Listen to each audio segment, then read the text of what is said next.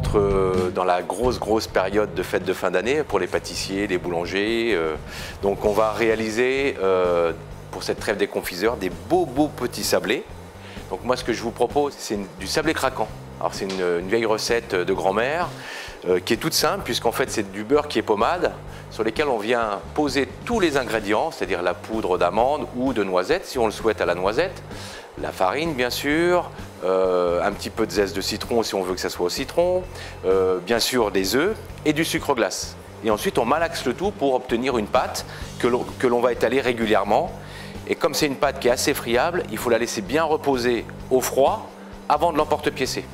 Donc ce que je vous propose, c'est pour cette période des fêtes de fin d'année, allez, on va s'amuser à faire des petits sujets de Noël. Là, le sapin, là, on a le petit enfant avec le bonnet, on peut avoir des étoiles, on peut avoir la tête du Père Noël, enfin ainsi de suite. Donc là, on va réaliser le sapin, la pâte bien froide, on emporte-pièce et on vient poser directement la pâte sur votre feuille, soit de papier cuisson, soit là, comme moi, sur une feuille de silicone. Et on va faire les petits bonhommes. Alors ce qui est bien dans cette pâte, c'est que la recette de base qu'on vous a donnée peut être modifiée en conservant bien sûr toujours la quantité d'œufs, de beurre, de farine et de sucre.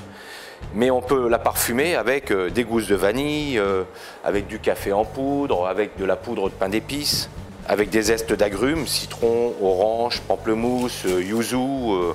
Et pourquoi pas remplacer la poudre d'amande par de la poudre de noisette ou de la poudre de pistache. Donc avec une recette, vous pouvez en avoir une bonne quinzaine.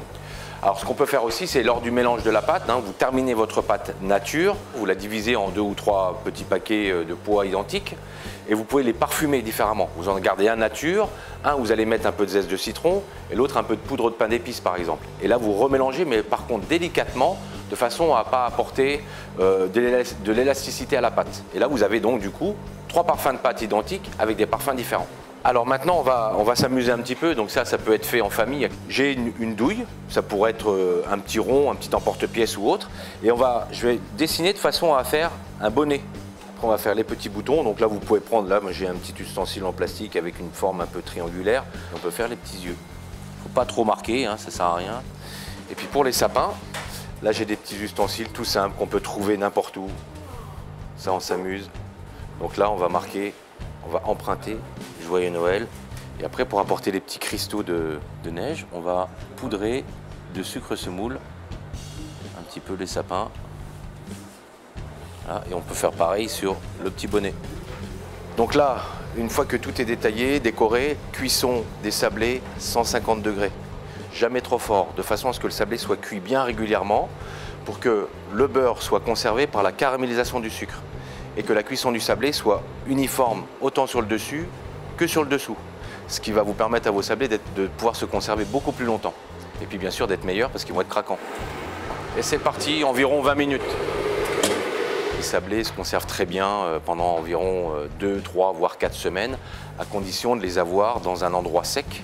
Et l'idéal, c'est une boîte hermétique. Le sucre est bien caramélisé, va conserver le beurre dans une boîte hermétique en métal. Vous pouvez faire vos sablés aux alentours du 10 ou du 15 décembre et les déguster à Noël, voire même à Nouvel An.